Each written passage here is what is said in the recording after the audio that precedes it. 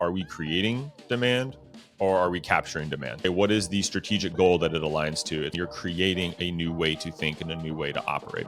That's Devin Reed. He's the head of content at Clari, a revenue lifecycle management platform, and former head of content at Gong, an industry-leading revenue intelligence software.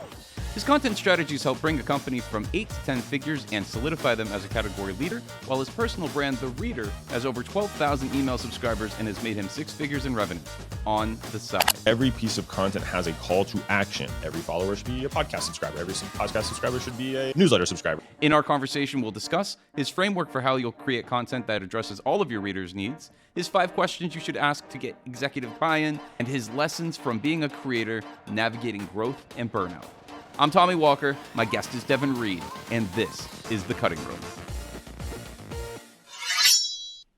Devin, tell me about your content marketing philosophy and how has it evolved over time? Ooh, big question to start. I like it. You did warn me. You're like, I'm just going to get right into it. But I do want to say thank you for that intro. Gave me a little bit of confidence going into the show with you today. Tell me my content strategy. Well, I'll start talking. No, your philosophy. Tell me about your content marketing philosophy. Where's it come from? Yeah, so that's what I say. I'm going to start, and you can just pause me, pull threads, and kind of guide me as you wish. So folks may not know, I spent the first half of my career in sales. Mm-hmm. So I was a quota-carrying sales rep for many SaaS companies, Gong being one of them. That's where I kind of switched from sales to marketing. And the reason I say that little backstory is because I've always been enamored by marketing teams who don't drive revenue. Like anything but that to me always felt weird. And if we go a little further, I always thought it was weird that like when I first got into tech, that companies were just taking on mass amounts of money and then losing mass amounts of money. And we're all like pretty cool with that. And so that I was like, if I opened a lemonade stand and I was just bleeding cash, I wouldn't keep the lemonade stand. And if I was hiring a marketer, like one also ruggedly good looking Tommy Walker, and he's burning more cash and I'm not selling more lemonade, what are we doing here? Like, what's going on? And that makes no sense. So that's the foundation to me of like, what is content marketing doing? It's to drive the business forward. And that's why I've really stuck to like content strategy, which is the big why. Like why, what are we doing and why are we doing it? And then the how to me is like the content marketing, the actual output of content, the measuring of results, taking those insights and informing back to your strategy. And so for me, my like overarching philosophy is to build trust at scale. That's what I'm trying to do. I'm not playing in the attention economy. I'm trying to dominate in the attention economy, build trust at scale, and create this flywheel of trust that just fuels the business because people know who I am or my company, know us, they like us, and they trust us. And so they come inbound or they renew with us or they expand with us. Or when they're out at any industry conference, they're talking about us, which again helps that kind of flywheel. So that's like the highest level mini backstory mixed with some philosophy. So I'm going to pull on that thread a little bit more of driving revenue, like having a purpose for that, right? We had Aaron Orendorff on very early in this show, and he said, content's purpose, sine qua non, which I had to look up afterwards, is to drive revenue, and it serves no other purpose than that, or it should always have something that ties back. How are you, because you do an excellent job with the thought leadership content, right? You do a fantastic job of all that. How are you like tying those things together? Because sometimes people want to go in the content marketing space. A lot of us want to go the creative route, but then go like, maybe it will drive revenue later, but what's your development process, I suppose, for getting to that point? Yeah, it's a good question. And so for me, like I don't describe myself as a creative, though I would say I am creative, if that makes sense. And that's because like to me, I'm like an operator or like a business owner first, and creativity is a means to an end. And I know that's like, oh my God, like no, it's like, it's about art and it's about, fun ideas and fun. And that's true, but that's not the number one thing. And so the number one thing is I start with the CEO slide. So every year, mind you, I've worked at SaaS companies, typically less than 1,000 employees, but at a few different stages. And every company has a CEO slide, which is around this time, February 6th, new fiscal for a lot of people. Mm-hmm. The CEO at your SKO or an all hands is going to show the CEO slide. And that's the top 3, maybe 5 strategic goals that the company has to do this year. The investors know about it. They're on board. There's high expectations. And it's usually things like, number 1, I was going to say double revenue, but that's not the case anymore. That's the growth at all cost days. Now it's just grow revenue, right? Maybe efficient growth. There might be some like efficiency metric associated with that, but we'll get to that in a second. So let's just say drive revenue. Number 2 could be launch a new product. Number 3 could be launch or win in a category. Number 4 could be certain revenue targets for like geographies, right? So all these like high level strategic things that the company needs to do. I look at that and I say, where can content clearly and either directly or indirectly support those initiatives? And so if you've been to these companies, you know there's always a cascading line of metrics, right? So if it's like, hey, we need to drive revenue, there's inbound numbers, pipeline, opportunity, volume, pipeline, quantity in terms of like dollar signs, like actual amount of pipeline, and all these other ways where we're going to decide, were we successful in achieving this initiative? And so I'm looking for ways to tie, hey, if I am launching our CEO's LinkedIn strategy and I'm measuring success on followers, impressions, and then pipeline attribution or contribute, then I'm going to create the strategy around those things. And we can kind of dive into like specifics, Tommy, if you want. But that's just like one example where I'm like, okay, this program, why are we doing it? Because we want to, in Clari's instance, I'll use some Clari examples because it's fresh, is, we launched a new category. We want to dominate the category. We want to be the number 1 sales tech. And so my way of thinking is, how do I build trust at scale? How do I make Clari more known in the market, more trusted in the market? And one of the best ways to do that is to have our CEO dominate on LinkedIn and just start to produce content and enjoy some of the fruits of those labors. And so when I go to him, I say, here's what we're going to do. And the reason why is because, Andy, you told me you care about revenue and you care about this category play. And this is the best way. I am certain this is the best way to get it done. And I come through with that energy and passion because I need to set the tone early of my conviction if I want him to buy into my belief and for him to invest both his own time, resources, and of course, marketing dollars. Can you dig into that even just a little bit further? Because that alignment with the CEO slide, I know I've seen personally different teams go, yeah, we've got the CEO slide, but we're still going to do our own thing because we know better. How much are you influencing that CEO slide overall? But then like that give and take, because you are in a startup environment, what does that look like? How are you influencing that? And then can you give me another example outside of the LinkedIn example? Yeah, so let's see. So I don't, and I mean, I joke, I'm like Michael Scott. I'm a mid-level manager. I'm not in the CEO. I'm not in the C-suite. I'm not in the CEO's ear from a business, like a company standpoint. Yeah, I know my role and I play it well. The place where I have more influence is the marketing strategy. So there's the CEO slide. Every department looks at that and goes, so what are we going to do? So if I say, so what? It's like, so what are we going to do about it? Yeah. Then I get to have some influence, using my voice on the marketing side of where I think we should go as a department, and for my team. There's different frameworks for goal setting. We use one called GMTs at Clari. It's goals, methods, targets, excuse me. So it's kind of like, what are we doing? How are we going to do it? And then how are we going to measure results? And so for those, I make one for my team. And because, I have some, we'll say mutual respect and I adore Julian Savage, for any of those who've heard of him.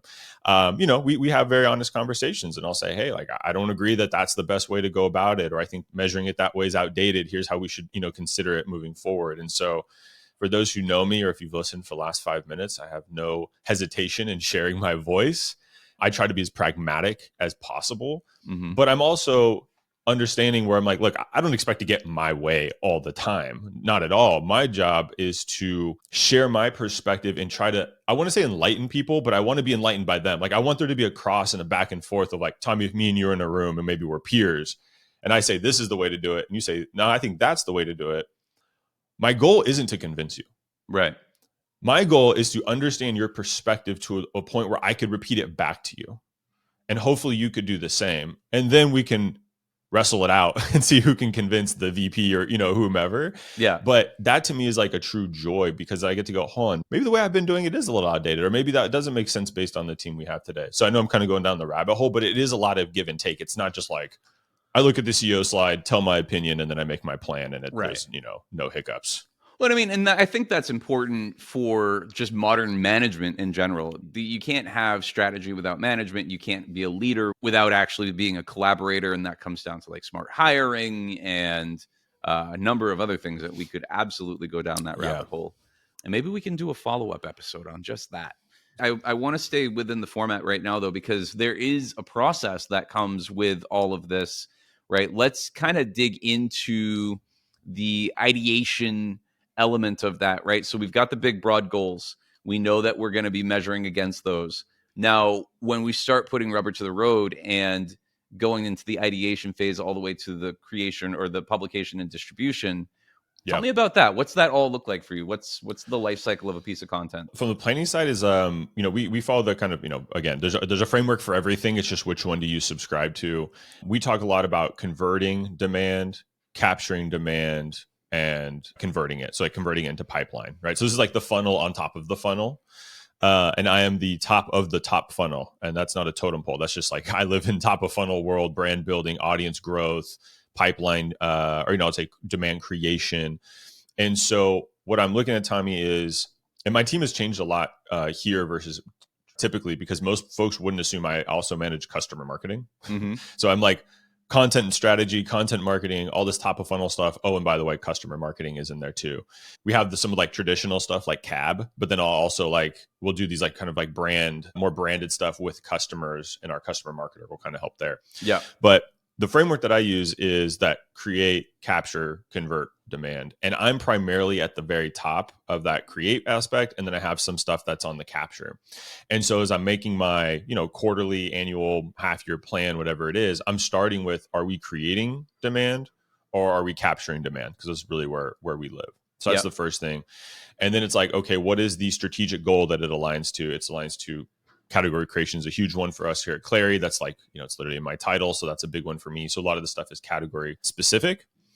And then what I'm looking at is what resources do we have to support various things? Now, for example, we might say, hey, we want to do a podcast, but no one on the team has done a podcast before. Right. Or maybe we want to do a podcast, but there's already 2 really popular ones in our niche, and like it'd be a big uphill battle.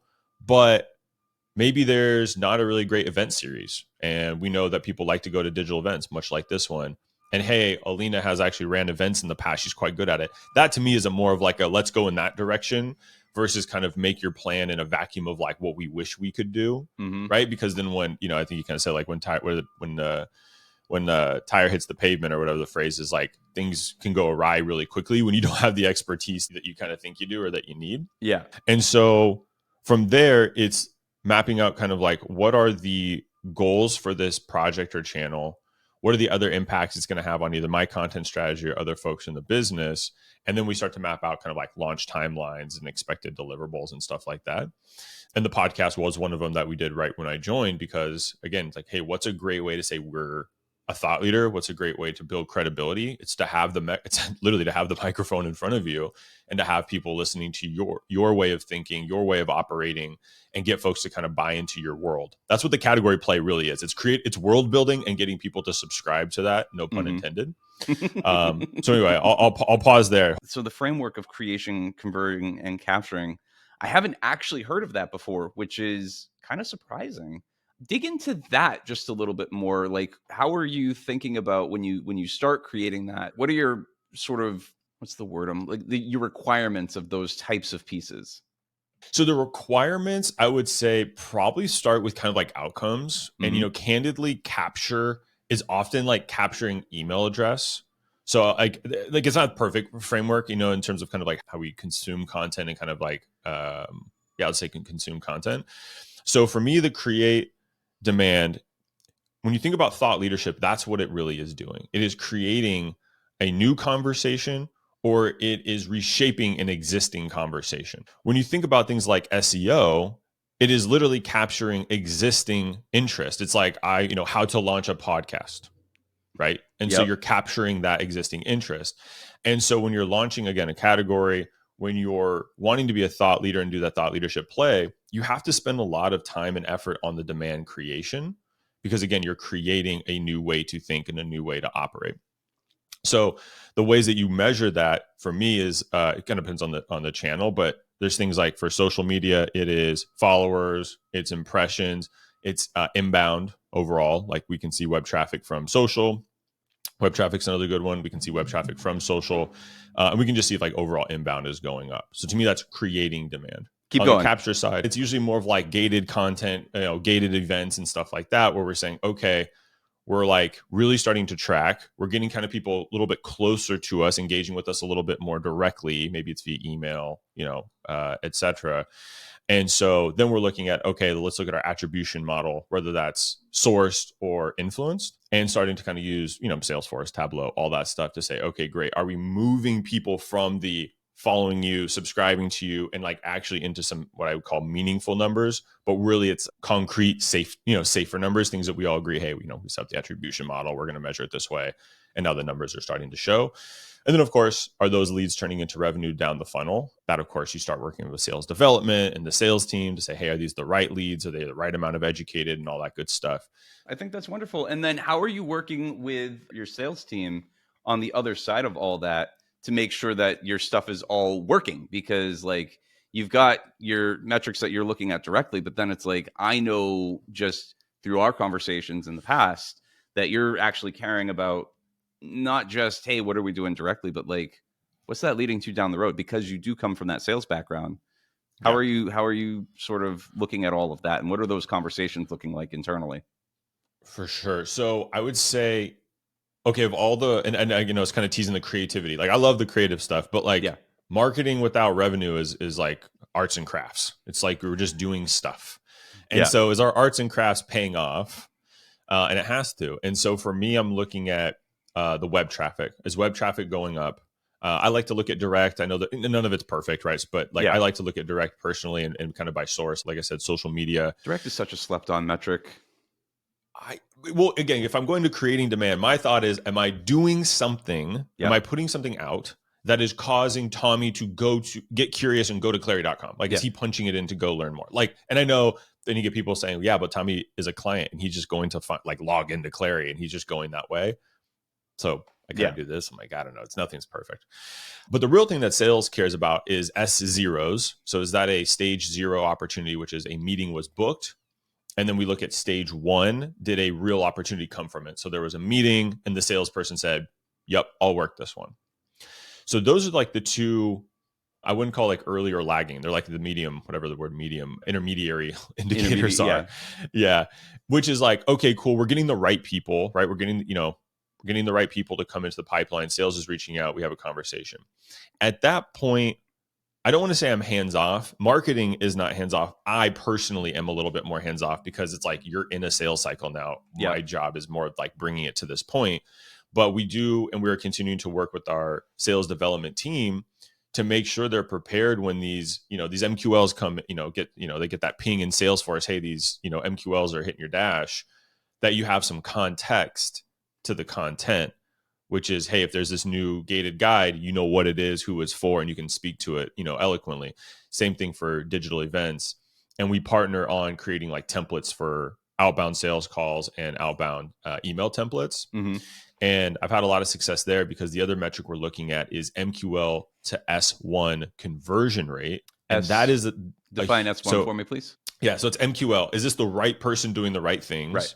To conversion rate, are they in the right person in a sales cycle? Just the very beginning of a sales cycle, which a lot of content marketers probably don't think about because it's a little bit more maybe like a demand gen metric. Yep. But I'm telling you, if you can focus on that, here's the truth, Tommy. If you bring that to your business, you will probably already be elevated in respect because most people aren't thinking that way unless you're like really deep in demand gen. And that's how you're getting the buy-in from the executives because you're speaking their language.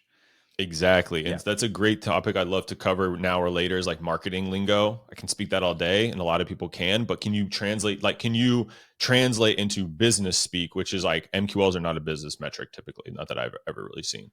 Right. But if you say conversion rate, now you're starting to put your business acumen up high and you're starting to say, look, I understand that we need to get these 100 people. We're only getting 2 to an opportunity. This quarter, we're going to get 10. We're going to go from 2 to 10% or something, whatever makes sense for the business. I've done that previously at Gong and probably had one of the biggest impact on the business that I've done. And it's kind of all behind the scenes. It's not pretty. It's not something that like we did a thing and this big result happened. It's kind of like in the background, optimizing, pulling levers, using the wrench, figuring out why isn't this converting well enough, good enough. And then when it does, the pipeline, it takes a couple months because it takes time for sales development to happen. But that's where you can have a huge impact on pipeline and revenue. And a lot of people aren't really talking about that. It's true. It's true. I have a question regarding just a personal thing that you do. And you and Eddie Schleiner actually both do this. And I know that you also know Eddie. Just text him this morning. Oh, really? Good guy. Yeah, Good guy. He's a really good guy. He's such a nice guy, too. When you go into your creation process, both you and Eddie talk about the reader with a capital R. Yeah. How is that? How are you, one, communicating that to the people that you do? And tell me about like your logic behind that, because I love it. And I've started to adopt the same thing because it really does mean something. So tell me about that. Yeah. So I talk about the reader in such a way because they are the most important thing. It's like writing 101, depending on what like school of hard knocks of writing you went to. But it started with years ago when I started The Reader, my company with two, all E's, REEDER, wasn't a dad yet, but the pun is right there. Right. Devin Reed, The Reader. It's a layup. But two, it's like a reminder to me and my clients and my philosophy, which is the reader comes first. Always, always, always. And that's both in the content you're creating, has to be insightful, relevant, actionable for the reader, and also the experience that you create when it comes to accessing that content, following up with that content, all the offers that you make afterwards, the sales follow-up, it's a reminder not to focus too much on any of the metrics that we've been talking about, but you focus on them first, building that trust, making it easy to convert. Then all the metrics we talked about will happen. And so that's like my philosophy from it. I did notice he did it. I think I found Eddie a little bit after, candidly, because I was like, didn't know much about marketing when I kind of started my thing. Yeah. But I like that he does it too, because when Eddie does it, it feels like this like little bit of elevated respect. Yeah. He's like, this is the reader, not just some person, not just some guy, some gal on their phone, whatever. It's like the person that matters. You know what I mean? It just has this elevated feel to it. It kind of makes you pause and really think a little bit more. And so I like that a lot. I'm maniacal about it when it comes to editing, when it comes to like just deciding what we're going to do from a marketing deliverable standpoint. I'm like, sometimes this is what we want to talk about, but nothing we just said in the last 2 minutes is anything anyone really wants to hear outside these walls. So like, let's make sure what we're doing benefits them first. Yeah. Because worst case scenario, you benefit them, build the trust. Maybe your metrics fall a little short. It's better than doing something for you. You don't build trust or you lose trust and your metrics are short. Like at least you can get one of those two things. Well, now we're starting to border on artistic territory, and we've actually got a question in the chat here too about the reader with two E's. But we start to balance into, you're starting to talk about move into artistic territory where not everything that is for the reader necessarily drives to revenue, because there has to be sort of some context that's set up with something that happens before you bring them into a thing that, you see what I'm saying? So where are you finding that balance? I know that a lot of content leads and a lot of individual contributors too will go like, man, it feels icky that everything feels like it has to tie to revenue. So how are you finding that balance? Yeah, it's a good point. I think like the first lens you have to put in is this is marketing is a means to driving the business forward. You have to agree to that. Once you, and I know that's a problem. And like, I know there's like a lot of journalists in content marketing and a lot of like creatives, like designers and stuff. And that's no knock. I went to school to be an English teacher. So I was like taking classes with journalists, like, the journalism folks, but I wasn't in, I didn't go that deep into it. It's not a knock on them, but I think there's just a little more love for the art than the outcome with some of those folks. And that's not a diss. It's just my observation. Yeah. And so like, I've never hired one, not on purpose. I wasn't like, oh, you're in journalism major, get out of here, get out of my office. I just haven't ever done it yet. I had to meet a lot throughout my marketing career to understand that perspective. And so once you agree, the art is meant to convert. If that's like a medium, we could, a middle ground. And then you get excited, not about just the passion, the deep work, the writing, I got better today. That's important. But if you hit publish and the dashboard is not better off for it, and it could be, again, follower, it could be impressions. Not everything is like, when I say everything leads to revenue, it's not that every social post is responsible for revenue. It's not that every podcast is responsible for revenue. but there's indicators along the way to get there. Something's got to move numbers. So call it a growth metric, call it revenue, whatever. My advice is get obsessed with the growth. Yeah. Get obsessed with growth because one, it improves your worth at the company and it improves your worth as a marketer in your career. When you can go to places, like I said, Tom, and say, oh, you know, how's your top of funnel doing in an interview? Like, oh, you know, it's doing well. We're struggling, you know, with conversions. Like, oh, are you focused on MQL to S1 conversion rate? What's your rate? Yeah. You probably just got $20,000 added to your offer because you're asking business level questions, right? So that's what I'm trying to do. Now, if that doesn't interest you and you're like, look, I just want to be a writer and I'm not worried about all that, then don't listen to me. To go have fun doing your writing. But and that's not a knock. There's other gigs you can do. Yeah. I'm trying to build a career that makes money and makes an impact and in reverse order, but you need to make money whether it's for you or your business that you work for. So anyway, the ickiness is like, just accept this truth or deny this truth and ignore everything I'm saying. But if you accept it, at the very least, every piece of content has a call to action, a conversion point to continue to, one, educate that person and continue them on their journey, and two, to feed your content engine and your business, which is like every follower should be a podcast subscriber. Every podcast subscriber should be a newsletter subscriber. You know what I mean? You just go down the thing. And then you're giving people that great experience because you're putting the reader first. Your brand is growing because you're getting more of an audience growth. And then you're converting that audience into pipeline. Like, to me, there is no other way. I will not be convinced, but I know there's other. Like, if you believe in the way what I want, there's no other way. But if you're trying to come to a different outcome than what I'm talking about, then of course there's other ways to get there. And what you're doing is bringing people into an ecosystem overall, right? Like if you're moving numbers overall and you've got that communication with the people who are contributing and the people who are internal, like that, we're creating an ecosystem overall and we're trying to build a much bigger thing. There's not a lot of like, trust me, bro. Like, you can say, trust me, bro, in certain situations, but then it's also like, you know, I have a plan to move people from one to another and become a big part of their world. Question about the reader with 2 E's. You produce a whole awful lot. And you and I actually talked about this in our pre-interview. You produce a whole awful lot. Where do you find the time? This is a question I get a lot, and you know why it's tough to start? Because, you know, it's like the cornball influencers. Like, I get this question all the time, like what my face, you know, routine, whatever's, or my beard oil. Like, bro, no one's asking you that. No one's asking you that. You just want to tell somebody. No, it's true though. You're creating a awful lot of stuff. You remind me of Caitlin Bourgeois. She has also a ton of stuff. It's an ecosystem. You're creating an ecosystem for yourself. Like, so no, you're busy. You're busy, and it is a question everybody asks. I get it. But in all honesty, I need to find a way to tee it up because it is the most common question I'm getting right now. Like literally every show, every coffee, you know, because every coffee talk, and where I think it stems from is people want to do more. They're like, I'm here and I just want to go here. And I'm not saying I'm up here, but just by things. If you're just like, you know, the revenue streams or the channels or whatever, I would say, look, first is I picked one thing. And again, mentioned it earlier. I'm not trying to win when I launch. I'm trying to dominate. Yep. And I'm not saying that doesn't mean like I'm trying to be better than Tommy or better than Morgan Ingram or any. But in a way, I kind of am. Like, I want to be the guy for content strategy. That's my thing. And I'm trying to dominate. So I started with LinkedIn and built everything off of that. And so if you look at it as like from LinkedIn to today, that looks like a huge leap. But LinkedIn was 5-ish years ago that I got started. Like, really took it seriously. And then the next thing, just thinking of channels, not like opportunities to make money or monetize, was, all right, cool. I had, 50,000 followers. Then I launched the newsletter.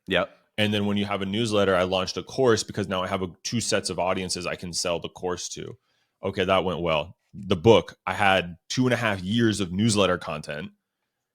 Just piece it all together. Looked at it. What do I have? What do I really have? Okay, there's a body of work right here in this section. I'm going to take that out, refine the hell out of it, design it, and now I have another offer. That was a whole year right there. Like, I just described a year in 48 words or whatever that was. So when you look back, it's like, wow, that's a lot. But the reason too is like everything, like I just got on TikTok this week. Literally just this week I started on TikTok because while there was a gravitational pull and potentially a lot of opportunity, I would have to have said no to some of the things that were already in progress that I just mentioned and things I knew were the right next step for me. And so now I have all this video content, and it's doing two things for TikTok. One is I have tons of stuff. I'm just uploading every day, learning the platform, getting a feel. I'm not taking anything personally when I get 200 views. I'm just like, okay, that doesn't work here. Right. I'm like new to the party. And the other thing is it's forcing me to start recording every day just to practice, just to get better at it and build that audience. So I'm all to say is like, I'm very intentional with how I stack things up because I'm not doing too many new things that I'm not good at. I'm only picking one thing that I'm not great at a time. And I'm never picking something I'm terrible at. Like, I don't know how to fix a car. I know it's not related to content marketing. I have no idea. I can barely pop the hood of my car. Literally, I know exactly where it is. You're doing this the entire time. Dude, I put the little rod and it hangs there, and I just look at the engine and I go, so you put fuel in, and then I hit the button and it goes, and I know nothing else. Yeah. So I'm not trying to learn to be a mechanic. Yeah. But with like why TikTok, one, the opportunity is there, my market is there, and I'm like decent on video and I feel comfortable there. Okay, I just need to learn like to edit, need to learn the platform. Yeah. Okay, there's a good upside once I cross that tipping point. You know what I mean? So all to say is like, if you're looking to scale for the thing that makes the most sense for your skill, and also follow your market. Yep. Like, I'm doing things where people often were like, hey, Dev, do you have a I love this post, or I love this newsletter. Do you have like a guide, like a longer form thing so I can really dive in? And once I started getting a lot of those, then I realized, okay, there's some demand here. I've created demand. Yep. Now it's time to capture it and convert it into sales. And you're leveraging a lot of what you currently have. I was talking with, I was on a podcast a while ago, the Ryan Hanley Show, and we talked about the leverage. And he actually brought up, he's like, I'm not a mow the lawn on the weekend type of guy.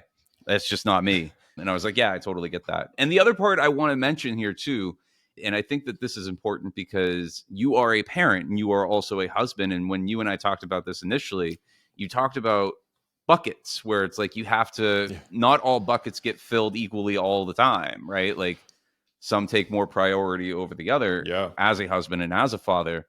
Like personally, I think that's a really important thing to emphasize, is that it's not all business, it's not all work, it's not all hustle all the time. Like, you are taking time to have a life outside of this stuff as well. So the leverage is important there. I don't want to talk on your behalf on that part, but like, I think that's something to like really emphasize. For sure. And to be clear, I haven't this hasn't been a perfect up and to the right experience for me. Right. Mid last year, I had my first serious panic attack and serious burnout. And it was super fun, Tommy, because I had been feeling it building up. Being sarcastic, it was awful. And I was just feeling super thin. We like spread thin. So I had my job, I have the reader, I've got husband, I've got 2 under 3, 2 little girls. And at the time, one was like 8-ish months. So if any parents, it's a very tough time, at least for me. They're difficult. And I had felt all this stress just building. The creativity started to go down naturally. Some self-doubt started to slip in more than it usually does. We can talk about self-talk. And man, I say it was super fun because it was terrible. It was awful. I was on an all hands. I was like set up to be on an all hands in front of the entire company. And I had to go over this big event that we were going to host. Like 2 minutes, 3 minutes to get the whole company to like understand what we're doing and get them excited. And I'm not lying. I was like paralyzed with just crippling anxiety. I don't even know how I got through it, to be honest with you. I blacked out. I said what I said. It went fine. I confirmed with other people that it did happen. And afterwards, like I really just I had to go for a long walk. And I'm like, something's broken. This is not working anymore. Yeah. And so I had to, it took the time. I had to take time off like a week or two to really like unwind all the way, because with burnout, you don't realize how deep that hole is until you kind of like at the bottom. And then you look up and you're like, oh, I thought I was at like a 4-foot hole. I knew I was struggling, but I didn't realize like I can't even reach the top right now. Yeah. And someone can't pull you up. My wife, who I love, she cannot, as much as she said all the positive things and all the like things to try to help me, like you have to come to that realization yourself.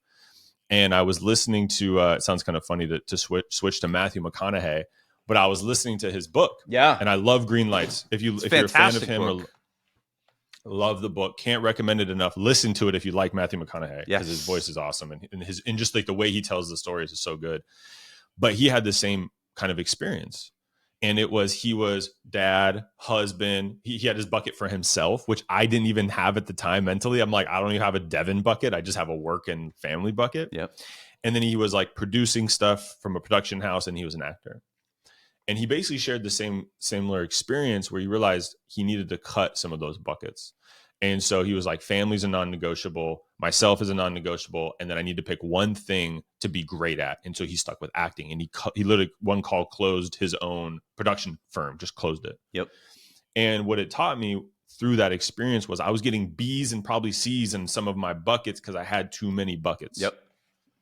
So I had to realize, like, let's like recategorize these. Do these all need to be here? What can I get rid of? And am I really filling up my cup? Not to go bucket to cup analogy too much, but all the buckets I described were kind of gives. Like, I'm constantly giving, and kids take a lot of energy. You want to devote time to your wife and your relationships. Work doesn't fill your cup every day. Right. You know what I mean? And so I had to realize I didn't even have a bucket for myself. So I made a new bucket, changed some things. I hired someone on the reader to help me. I got an agent and a business manager, same guy, to help me handle stuff there. Set new expectations and boundaries with my work at Clari, set new boundaries and expectations with my home life. And that's how I've been able to, I say, go to bed peacefully when the kids aren't crying, and for the few hours that I get. But going to bed, like, I was tired, Tommy, of going to bed feeling behind, waking up feeling stressed because I'm not getting enough done and I'm not fulfilled with the buckets I had committed to. Yeah. So anyway, that's like a kind of long way to go about it, but there's no perfect way. I have had burnout. I still don't get as much sleep as I wish I did. I don't go to the gym as much as I want, but I'm getting A's in these buckets. And I've come to had to remind myself, I'm not picking the easy path. Yeah. I'm picking the hard path by choice. I'm deciding to have the reader. I'm deciding to be a devoted dad and be a better dad than I experienced as a kid. And so those are the things I remind myself at night when I go, damn, could I have made a better video? Could I have posted one more thing? Yeah, but that's not getting you to an A. Right. That's not getting you to an A. So anyway, I don't know if that, no, hopefully that helps folks that are watching or listening, to just know other people are struggling with it too. I think that's incredibly important because there is this, you are a prolific creator. I do the same thing, right? I want to say this because I know that a lot of people won't acknowledge, right? You see the 20-year-old somethings on LinkedIn, they're like rise and grind and all of this other stuff. And it's like, dude, you don't have kids. You have all the time in the world right now and no other responsibilities but to yourself or to your business. And that's cool. Maybe when you're starting out, you should do that. Absolutely. But when you have a number of other responsibilities, it's really important to bring that realness here and to kind of talk about that just a little bit for myself. I've been hospitalized because of either panic attacks or, I've had a couple of, and you won't convince me that I've had a couple of non-essential organs fail because it was it internalized that much. You get to that point, and I want to say this too to anybody who's watching this and who might be feeling like they're on the verge of burnout or are currently in it. You come to a point where it is an inflection point. You have to decide if this is something that is worthwhile and worth pursuing. And sometimes that answer is no. And that's okay. I think that's something to really, I want to emphasize that is that it's okay. This shit is a lot of hard work. There is sacrifice. This is not a tangent I expected to go down or a road I expected to go down, but it is important to recognize your limits and to, at the end of the day, find out what's important. For me, I started doing martial arts 3 times a week.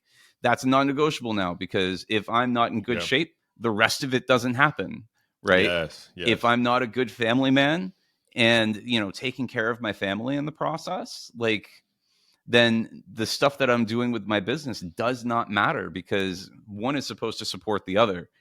And there's a give and take there. I try to acknowledge to my wife all the time, I wouldn't be able to do this without you. And thank you for all of that. So yeah, and that's not something I expected a road I expected to go down, but it's true. And I think it's something that we don't talk about nearly enough. And I agree, man. I'm glad we did talk about it too, because your point is to go quick, I'll dip my toe in a little bit deeper water and we can bounce back out. I've had my dad tell me at 50 something that he regretted some of his life. I wasn't there for you. I'm looking back, I picked the wrong things. And I'm super sorry. And it's not about him saying that to me, But I remember being like, I don't want to, and I knew it before he kind of said it. I'm like, I don't want to be like that. I don't want to be a CEO. I don't want to be a multimillionaire, but my kids don't know that I love them. Because there's a difference between loving your kids and them knowing that. Right. Feeling so it. You'd said non-negotiables, which was like, we don't miss birthdays in this house. Right. We don't miss recitals in this house. Like, there's nothing more important than that, because kids measure love on time. Yep. How much time did you spend with them? They don't care how many followers I have. My daughter only gets excited when I close a deal because I'm excited, and she's like, "Oh, Daddy, we making money moves," and it's like a dance. And then she wants to go play something else. Like, she does not care. And so you'd said it too, Tommy. Like, we think of these buckets as individual or siloed, but they are connected and they have different purpose. One gives the other purpose. Family gives the business hustle purpose, because without it, it's not that interesting to me anymore. Like, how much money can you make is only fun for so long. And then you realize what you actually want is freedom of choice. Right. What you actually want is freedom of time. And money is a tool. And I know you have to get to a certain part of your career. I'm not going to lie and say it's easy to make money. You're like, you don't need money. You do. But I can promise you make a certain amount and your happiness does not go up in the same increment as making more money. And so it's up to each person to define what success is to them. Mm-hmm. For me, it's simple. I want what I have, and I have what I want. You want to keep it. I want what I have, and I have what I want. There's a level of contentedness there. And I think if people just realize, hey, it's not what the person on LinkedIn has. Someone says, oh, I got promoted to VP today. How come I'm not a VP? I'm not doing good enough. All that stuff. Like, dude, you didn't even want that goal. I've had to remind myself of this. I didn't even want that until I read it 10 seconds ago. And now all of a sudden I'm behind. Like, come on. Like, so you got to heat check yourself a little bit and remind yourself, like, and that's why kind of going back to your CEO slide or your own goals is reminding yourself, like, this is where I'm going. Doesn't matter what Tommy's doing. Doesn't matter if you make more money than me, if his beer's nicer than mine, if he's, any of that stuff. I'm doing my thing. You know what I mean? And that's where like confidence and the momentum comes from. And then, so anyway, hopefully it's full circle, but I love talking about stuff like this because I don't think it's brought up enough. And especially like on LinkedIn where we all kind of hang out in B2B is like, we don't really talk too much about the emotional stuff and kind of the, I wouldn't say negative, but the stuff between positive and negative, you know what I mean? Just the life stuff that we're working through. Yeah, no, I think that's important. And I think that, I'm glad we went down that road because we don't talk about that nearly enough. And it's easy to look at somebody who creates a big body of work. For me, it's my show, it's my newsletter, it's all of this stuff. And then to go like, oh yeah, you're doing all right. And it's like, no, actually, I'm like, I just got myself sick. But I also think that this is important. And you had said you hired somebody for the reader. This is actually a decision I just recently came to myself where it's like this last year, I had 3 major goals and I achieved none of them, even though it was my biggest revenue year yet. So I go into 2024 going like, did I actually accomplish what I wanted? And it's like, not really. And part of that was because I tried to build my own infrastructure. And I've realized, very recently that I needed to, very much like McConaughey was doing, I need to get rid of some of the infrastructure that I have, borrow somebody else's infrastructure because that's what I need right now. Maybe eventually I'll bring it back in-house. But right now, I have too big of goals to get to that point. All right. We're going to ask one more question in the first part of the show. We're actually way over on our time, but hopefully you can go a little bit longer. A little bit. I do have a non-negotiable, which is picking up Rumi from school. So we can go a little over by 5 minutes, but I do have to. All right, cool. Let's move into let's jump right into the edit then. Devin, we've got the rise of the millionaire LinkedIn influencer. I thought that this was going to be a interesting topic for you because your profile on LinkedIn is growing significantly. First, before we do that, tell me very quickly, what is your pregame before you edit? And then tell me your first impression of the piece. I was wondering if there was some between the lines comment when you sent me that article. And I liked it. Before I edit, I literally coffee and a deep breath because I do like editing. I don't want you to think I don't like it, but it can be tedious because you never really know what you're going to get. And there's editing your own work and there's editing other people's work. And depending on who that other person is and how bad your draft was prior, sometimes it's fun and easy. And sometimes it's like, oh, it's a grind. Yeah. And so since I never know, I take a big swig of coffee and then like a little breath work. And I'm like, all right, let's get in there. So this one was hard at first because I read the first couple paragraphs. I was on bed. I wasn't in bed. I was on bed last night, hanging out with the wife, that TV time you get, but while the kids are down. And I'm telling her I'm prepping for the show and I'm reading it. And I'm like, dude, that bastard gave me like a really good article to friggin' fix. And then I'm like, now I'm going to be this nitpicky guy. Like, oh, it's, it's an A. And I'm like, this is how to get to an A plus. But that was the first couple paragraphs. Yeah. Once I kept reading, there's a serious flaw in the article, I think, that we can talk about. And so it's a good article, but there's definitely some stuff that can be done to improve it, in my humble opinion. Yeah, I wanted to do that on purpose. And I just want to like emphasize too, a good editor knows that they're going in for a mental pump, right? Like you need to have that mental pump. And if you're just going through the motions, like you need to reevaluate your life, because you're the arbiter of quality. Yeah. If you're just going through the motions, get with it, editors watching the show, and take my course, because I'm going to help you get better. It'll help. Yeah. All right. Tell me about the major flaw. Let's start talking about this, right? To some, LinkedIn's try-hard nature has become a perfect example of the worst of corporate culture. That's true. There's actually a Reddit now, a subreddit of terrible LinkedIn stuff. But the site's influencers say the joke's on everyone else first, because they pull in big money with ease. The only opinion that matters is the market, one said. All right, take it away. I had to like be careful not to get in like a soapbox, because I'm like editing the content, but I'm like a person within the topic, if that makes sense. So I'm like, part of me is like agreeing with the point being made, but I'm like, oh wait, I can't agree. It's not for me to negate the point or make the point. It's to make the point clearer whether I agree or not. So that was a little fun. But look, here's the big one. And this drives me crazy, because my editor taught me this. And once she taught it to me, I can never unhear it or unsee it. So one of the biggest simple grammatic mistakes, you hear it all the time, but you don't think about it, is people say as when they mean because. Here's the difference. I am talking to Tommy as my dog sleeps underneath my desk. But I'm not talking to Tommy because my dog is sleeping under my desk. One is consequential and the other one happens in parallel. As is this thing is happening as this other thing is happening. It's in parallel. Because is consequential or subsequent. Does that make sense? Mm-hmm. So what happens is the site influencers say the joke's on everyone else because they pull in the big money with ease. Because who cares what you think? It's not that influencers are saying as a joke as they're pulling in money with ease. You could split a hair there and argue, but I think that's a big one. And I see it a lot in content. And the word because is so powerful and it gives meaning to action. And that's something that people crave. Mm-hmm. And so when you swap it for as, and people do it in Slack a lot, I think they're like trying to soften it. Like, I need this from you because the deadline's today. Right. I need this from you as the deadline's today. It's kind of like passive and a little not as direct. So anyway, that's the first technical error, but not the big one that I prefaced earlier. Somebody focuses on technique. That's a big one. That is the small thing that makes a huge difference. So, all right. What was your first impression overall? Let's get to it. Tell me what's boiling. So the rise of the millionaire LinkedIn influencer. I like the title. I'm cool with it. I really like that little, I don't know what that's called, that little preface. I thought it does a great job. And then, because it introduces conflict. Mm-hmm. And then it gets into Justin Welsh, who I think if you've logged into LinkedIn, you've probably seen his stuff. I know him. I say personally, we're not best friends, but we do know each other.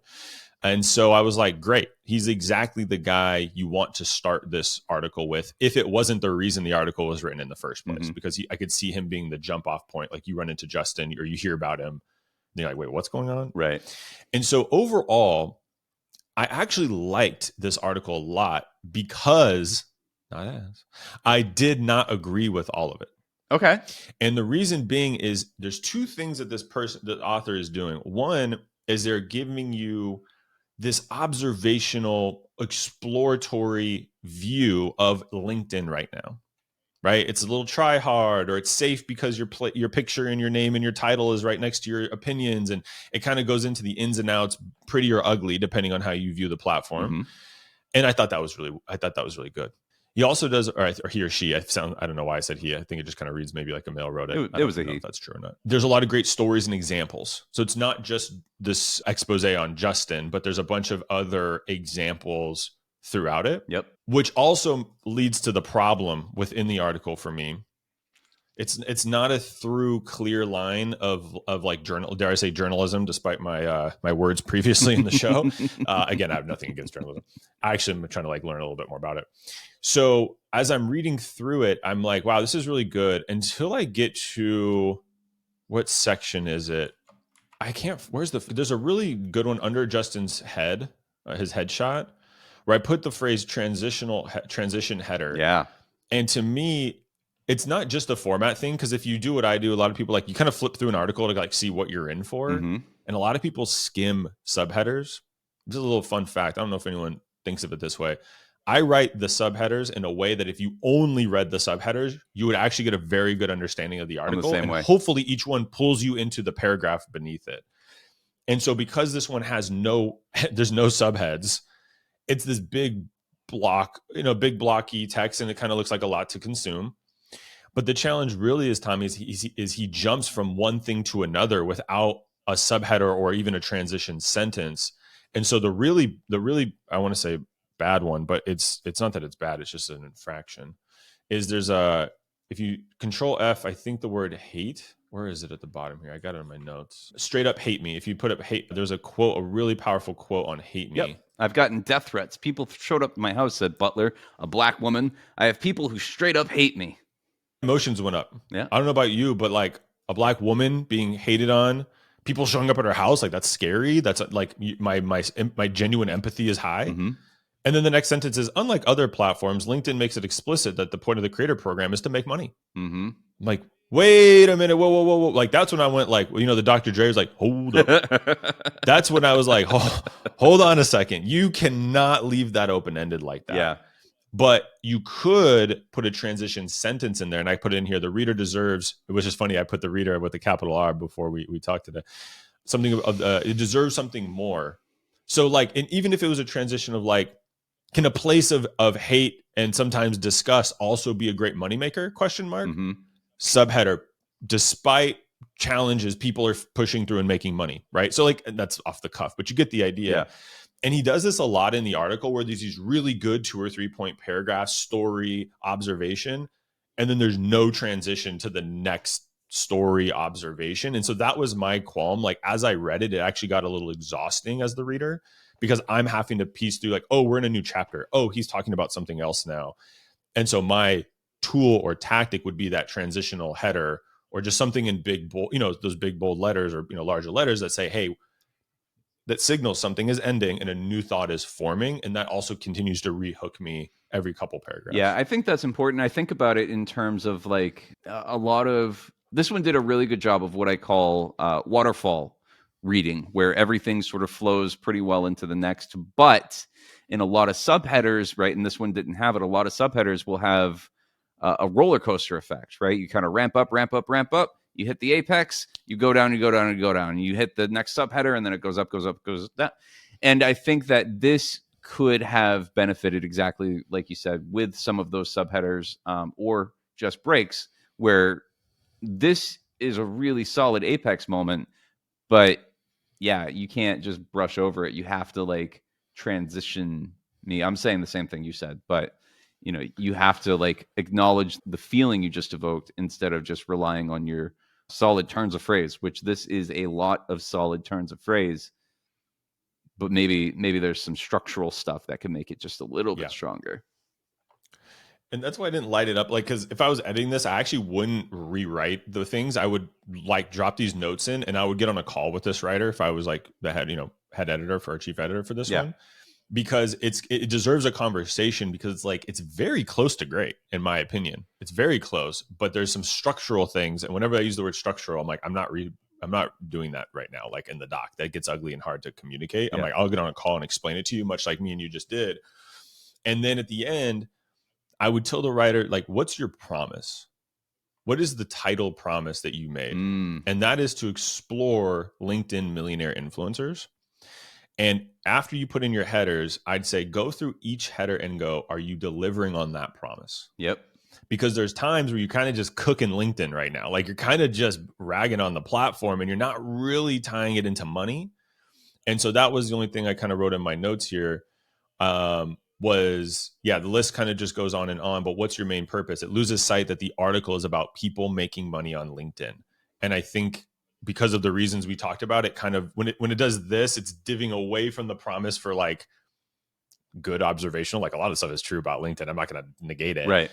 But it goes a little too into cooking it than it does the money part. So I wish it ended stronger with the like, so what? We just explored all these things and people are still making money. Like I feel like the author earned it. Like there's all the good stuff to recap. And I feel like if the reader put in, I think it's about 2,000 words. If I spend that much time reading and thinking, I mean, I kind of led with it earlier, like delight the reader, make it clear, give me that kicker that makes me go, oh yeah, that is true. Or, oh yeah, I'm going to think about it differently. Or yeah, you know what? I am going to start writing on LinkedIn despite some of the arguments being made. You know what I mean? Yeah, absolutely. Some of it, elements of it reminded me of that piece, that hit piece that The Verge published a little while ago on SEOs, right? And I'm like, yep, I saw that. And I was thinking like a lot of the SEOs that I know are more like, there's a middle class of SEOs. That's the majority of it. And you're not representing everybody appropriately. Yeah. And this is not representing in some ways the LinkedIn as a platform. It's like,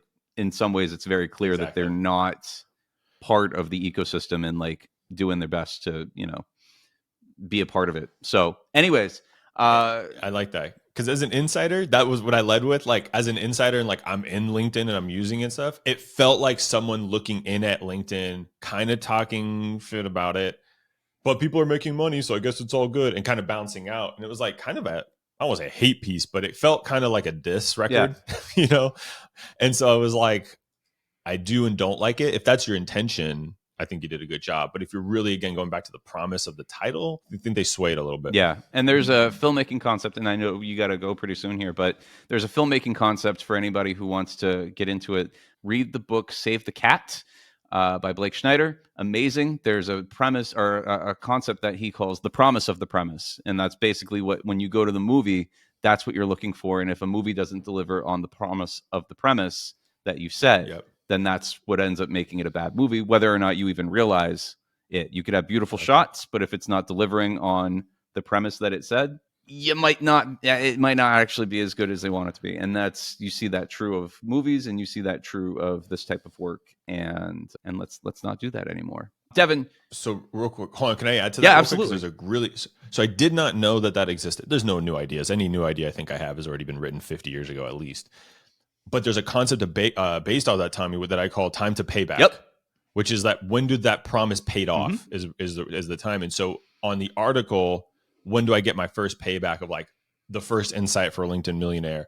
And where it came from was our podcast. We're trying to increase the consumption rate. Our consumption rate was a little low on the Clari podcast.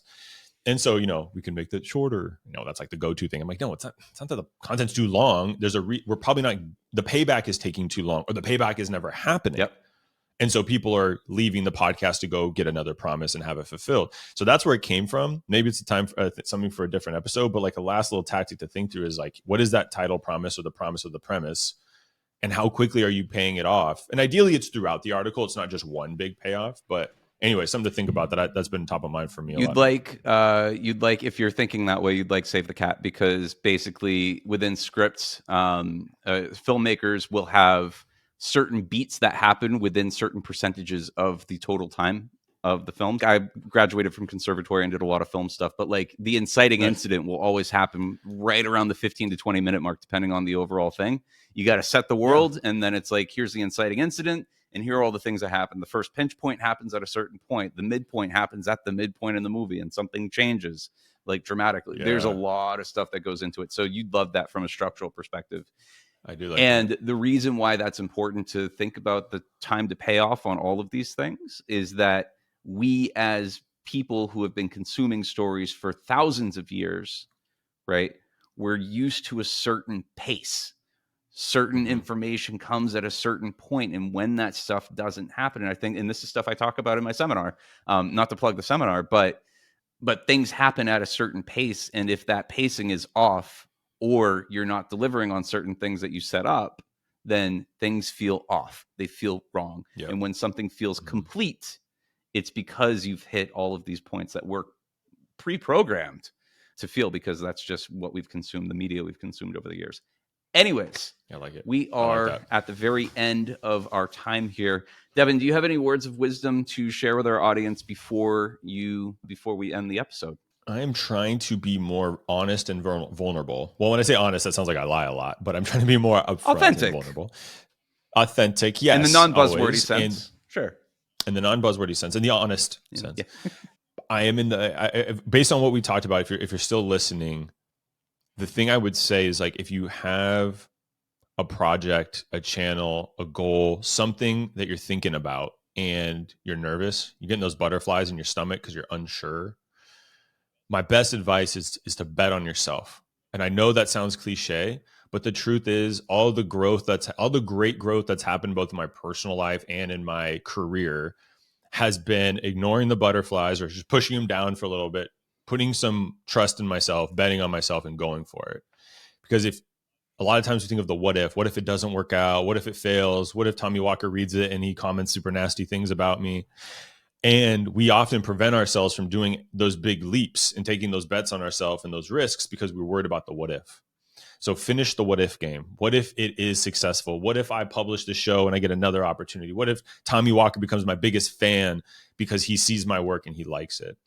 And so that's the reason I say I'm trying to be honest and vulnerable is I'm working on the biggest project to date. I can't announce it quite yet. In a couple of weeks, I will.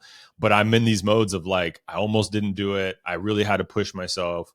But I put the biggest financial investment and time investment into this project. And despite some of the self-doubt and uncertainty, I'm proud and I'm happy that I did it because I'm like, hey, even if it fails, I went for it. I tried, I learned, and I'll continue on. So I'm working through some, amping myself up and be like, hey, it's going to work out. And so I know if you hear some of this stuff that me and Tommy talked about, it's easy to feel, should I do it? Or, I know you feel inspired now, but at lunch you might feel like a little bit down or maybe just not so confident. So I just want you to know you're not alone. All of us struggle with it. And the best advice I can give is to bet on yourself and go for it. I don't know how I can end on that. No, on that note, yeah, thank you so much, Devin, for coming on. Thank you. Thank you, man, for tuning in, everyone. A great book on that. And one that got me started is The Flinch by Julian Smith. He wrote it years ago, and that's the one that got me off of my ass and doing stuff that made me scared. So, yeah, thank you so much for tuning in, and I hope you have a great rest of the day. Thanks, y'all. See you, Tommy. Thanks so much for watching. If you'd like to join us live, check us out any Tuesday at 1 p.m. Eastern, and you can get access to our guests and be a part of the magic as the edits happen live. If you'd like to get any of the articles that were edited on the show, go to thecontentstudio.com/the vault. And while you wait, check out any of the other videos over here or over here to catch any previous replays. Thanks so much, and we'll see you in the next one.